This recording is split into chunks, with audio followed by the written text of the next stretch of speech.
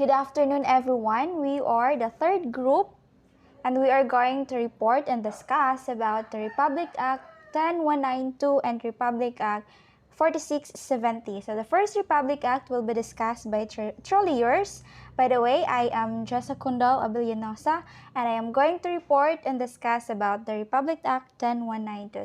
Okay, so what is Republic Act number 10192 and what are the obligations or standard of the teachers under this Republic Act? So let's start. Republic Act 10192 is a continuing professional development programs for teachers or known as CPD. It is a set of activities aimed to develop advanced knowledge, skills, and values of professionals in different fields. For teachers, CPD is important to ensure that all professional teachers should be updated on the latest trends and innovations in education and in their field of specialization. CPD allows professional teachers to develop their competencies in accordance with national and international standards. So the purpose of this Republic Act is to develop, to enhance, or to update the teachers, the professional teachers' competence and skills in terms or in the field of teaching or in the field of education.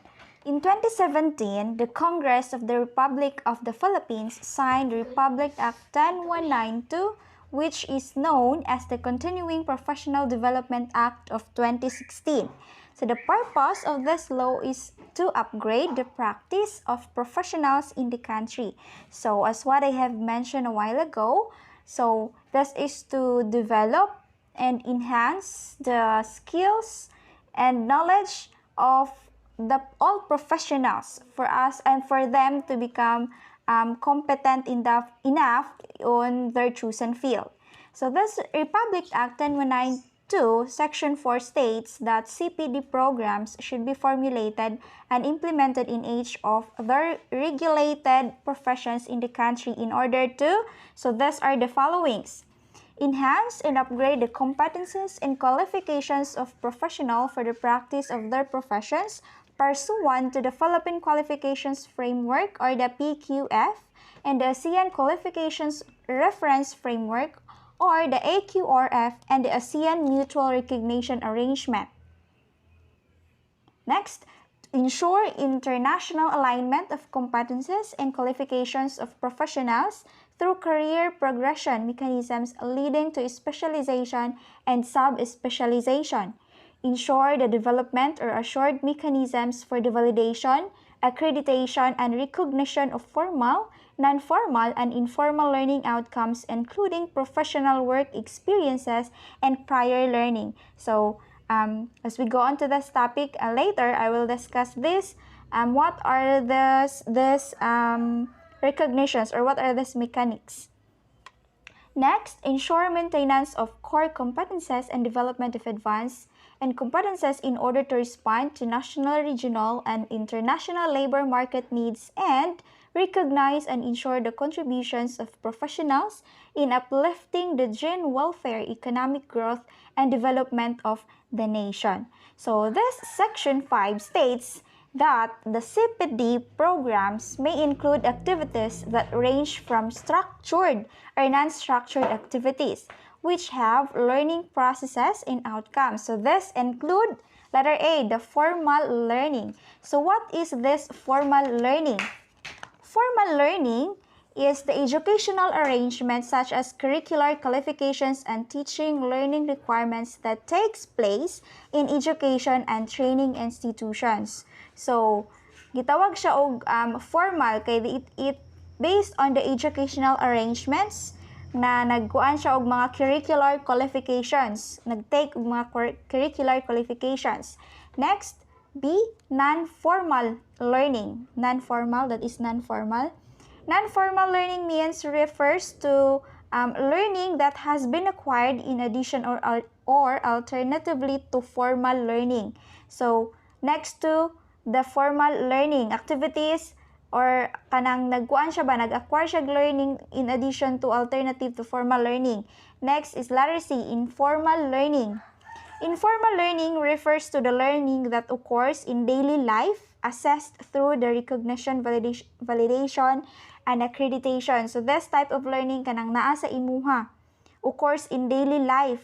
So what are this type of learning? Maybe we are known this saying na kuan kanang life is a continuous learning. So every day, though you are a professional, kanang naa na kay mga degree, naa na kay diploma, unsa pa na nga mga certificates nga naa nimo, but that is not enough nga kanang you have all the learnings. So life is a continuous learning every day. Na kay makuha ba nga learning sa kung asa ka nag-exist. Next is self-directed learning. Self-directed learning refers to learning activities such as online training, local international seminars, non-degree courses, institutions, and company-sponsored training programs, and the like. So, kung ano siya kanang, for example, teachers undergo or attend training through online and mga seminars. So, it is followed by letter E, online learning activities. Mo na siya, teachers attend to kanang mga webinars, which is kanang webinars, wala ba na siya before. So, nagkuan lang siya. Mo na ang one of the purpose of CPD nga kuan jud ni CPD ba kanang gipasabot jud sa mga teachers, sa mga professionals, not just the teachers alone, sa mga professionals nga mag-evolve, mag-develop, mag-upgrade. So, that is one of the purpose. Next is professional work experience. Professional work experience kanang mga experiences. So, kanang kung taas na ka og year sa imuhang kanang trabaho in that profession. So, wala siya diragi state ang professional work experience na nakay ka ng tasas nga experience, so you are competent enough, but that does not mean nga kanang taas na ka og experience, you have the long period of time doing na ka nga company, ana nga profession, you all have the knowledge, you all kanang competent na jud kayo ka. So mo na din nga gi-instill or gi-impart ni CPD kani nga law, kani nga Republic Act to develop again, to enhance the skills of the teachers. Kay dili man jud dila lang enough kung unsa ang naa nato mo na nga we need to develop and to enhance the knowledge and skills para mahimot tang competent. So therefore, Article 3, Section 10 states that CPD is a mandatory requirement in the renewal of license of all registered and licensed professionals under the regulation of the PRC. All teachers, therefore, must satisfy the necessary CPO until required to renew their professional license. The need to attend seminars and trainings to earn the necessary PD units required under Section 11. The law further states that all duly validated and recognized further earned by a professional shall be accumulated and transferred in accordance with the pathways and equivalences of the Philippines Qualifications Framework or the POF. So mo na nga ang mga teacher need nga i-renew ang ilahang license after the kanang unsa asa mag-end ang validity sa ilahang license. That is also diha siya nabilong sa CPD or this Republic Act 10912. Alright, again, what is Republic Act 10912? Republic Act 10912 is the Continuing Professional Development Act of 2016 or series of 2016. This is highlighted to further enhance the knowledge and skills for professionals and to level up their skills and knowledge, understanding about, so that they will become a competent and skilled professional. That's all for this Republic Act, and the next Republic Act will be discussed by my co-reporter, Miss Jename Pinky Ann.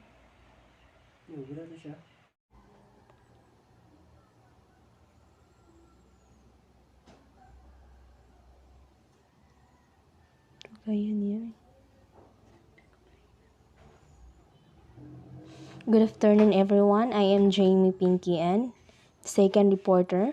So my report was all about Republic Act of 4670, the Magna Carta for public school teachers. President Ferdinand A. Marcos signed Republic Act 4670 during the first part of his term as President of the Philippines. This law is very important in the history of the teaching profession in the Philippines. 1. Declaration of Policy Coverage. Section 1. Declaration of Policy. To promote and improve the social and economic status of public school teachers, their living and working conditions, their terms of employment and career prospects, in order that they may compare favorably with existing opportunities in other works of life, attracts and retain in the teaching profession more people within proper qualification. Section 2. Title Definition. This act shall be known as the Magna Carta for Public School Teacher, and shall apply to all public school teachers except those in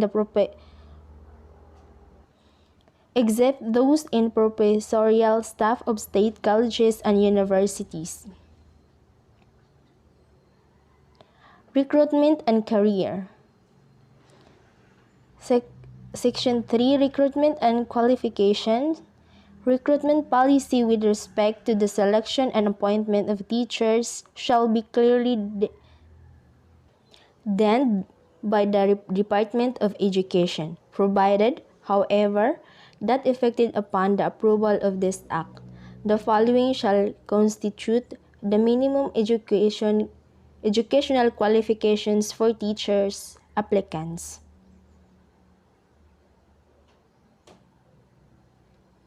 A. For teacher in the kindergarten and elementary grades, bachelor degree in elementary education, or BSEED. B. For teachers of the secondary schools, bachelor's degree in education or its equivalent with a major and minor, or a bachelor degrees in arts of science with at least 18 professional units in education. For teachers of secondary vocational and 2 years technical courses, bachelor's degree in fields of specialization with at least 18 professional units in education. D. For teacher of courses of the collegiate level other than vocational master's degree with a specific area of specialization.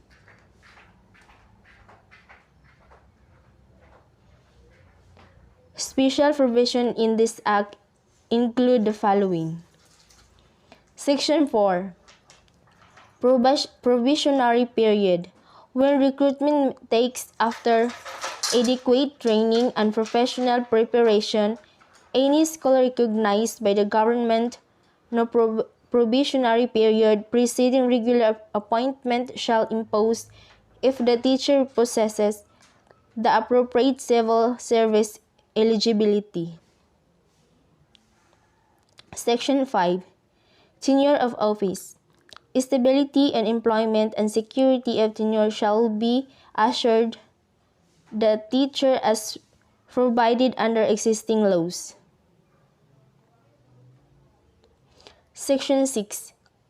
Consent for transportation expenses, except for cause and is herein otherwise provided.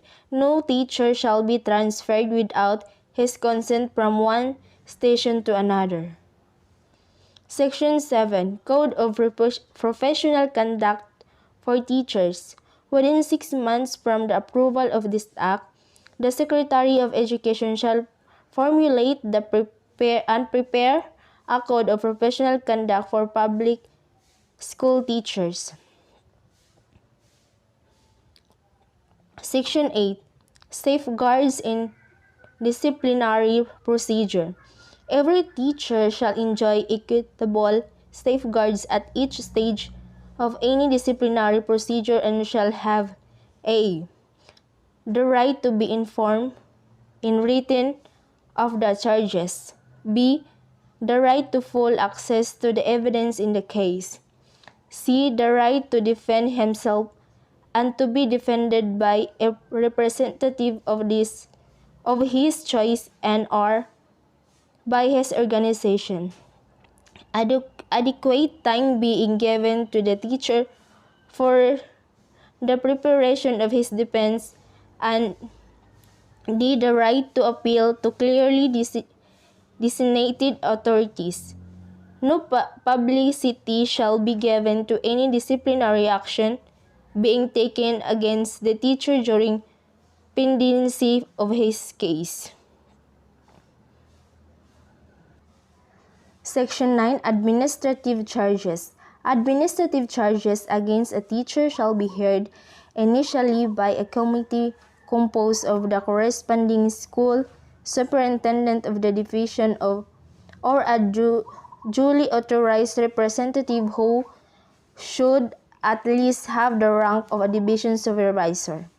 Where the teacher belongs as chairman, a representative of the local, or in its absence, any existing provincial or national teachers organization and a supervisor or of the division. He has to be designated by the director of the public schools.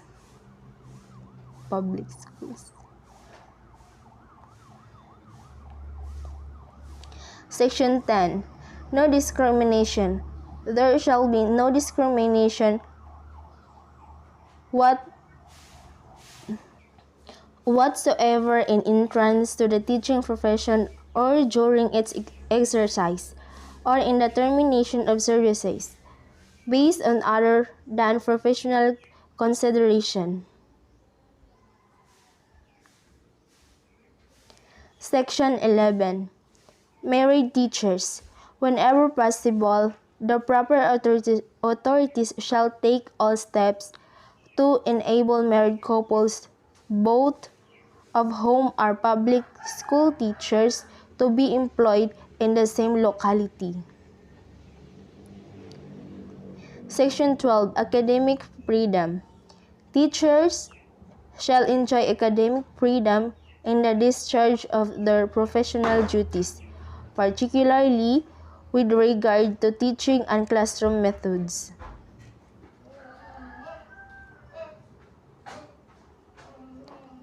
Three, hours of work and remuneration. Section 13. Teaching hours. Any teacher engaged in actual classroom instruction shall not be required to render more than 6 hours of actual classroom teaching, which shall be so scheduled as to give him time for the preparation and correction of exercises. Section 14. Additional compensation. Notwithstanding any provision of existing law to the contrary, co-curricula and out-of-school activities and any other activities outside of what is defined as normal duties of any teacher shall be paid an additional compensation of at least 25% of his regular remuneration after the teacher has completed at least 6 hours of actual classroom teaching a day. Section 15. Criteria for salaries. Teachers' salaries shall correspond to the following criteria. A. They shall compare favorably with those paid in other occupations requiring equivalent or similar qualifications, training, and abilities. B. They shall be such as to ensure teachers a reasonable standards of life for themselves and their families. And C.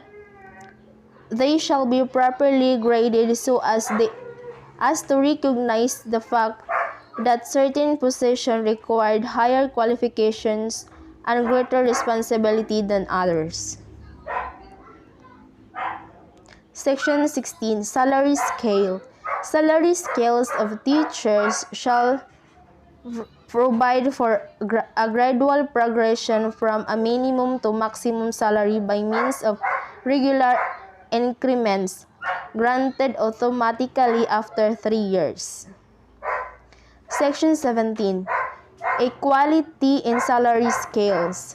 The salary scales of teachers whose salaries are appropriated by a city, municipal district, or provincial government shall not be less than those provided for teachers of the national government.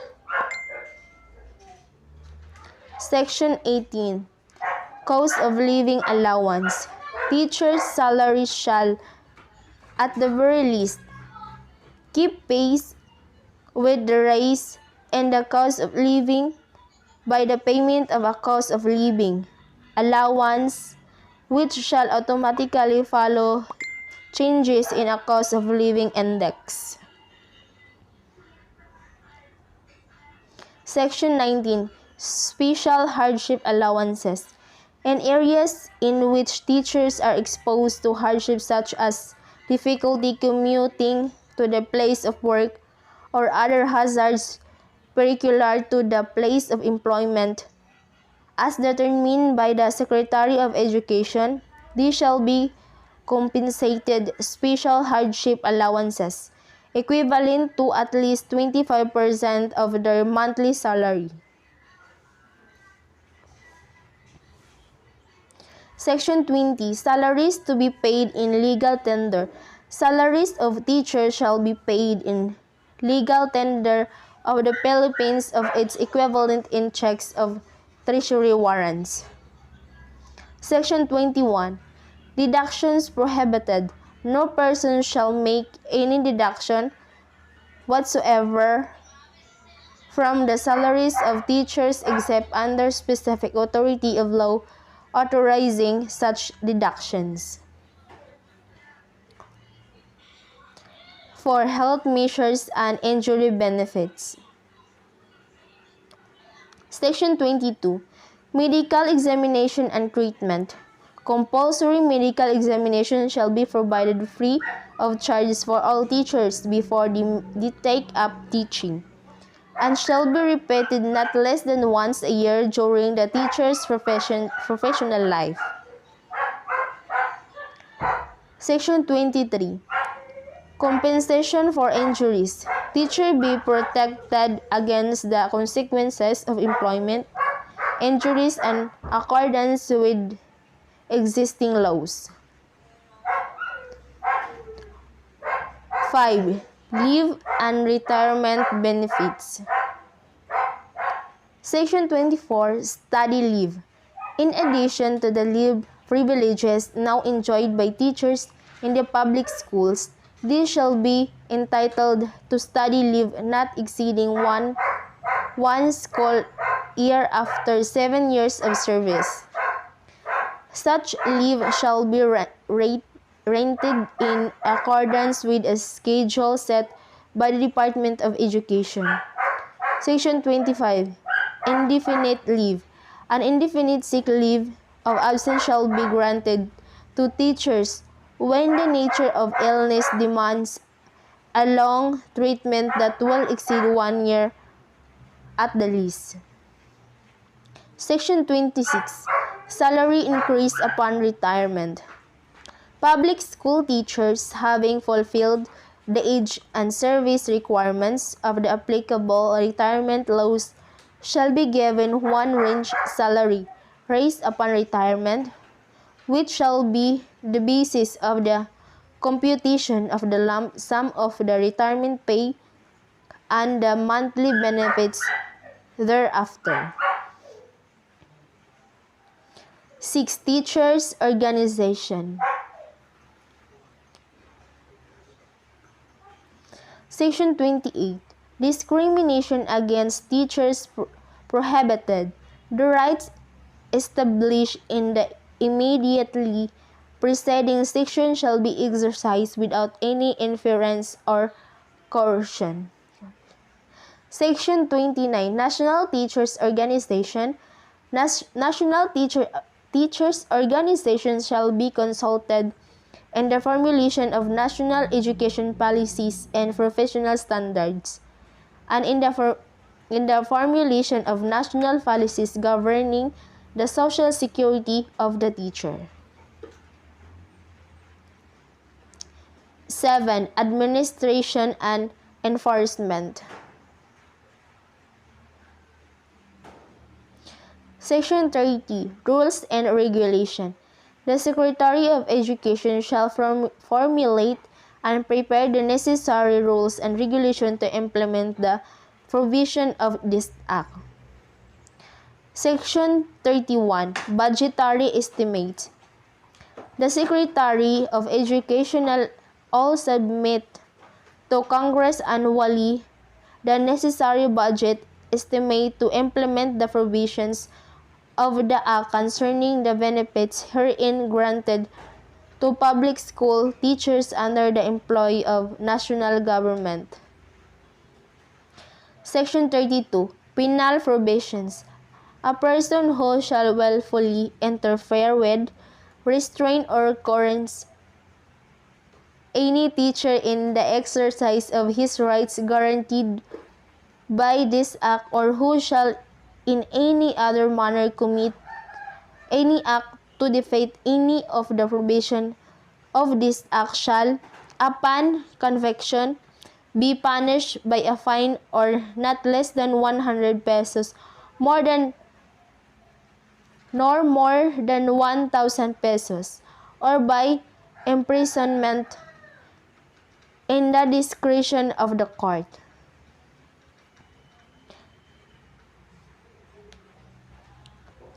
Section 33. Repealing Clause. All acts or parts of acts, executive orders, and their implementing rules inconsistent with the provisions of this Act are hereby repealed, amended, or modified accordingly. Section 34. Separability Clause. If any provision of this Act is declared invalid, the remainder of this Act or any provision not affected thereby shall remain in force and in effect. Section 35. This Act shall take effect upon its approval.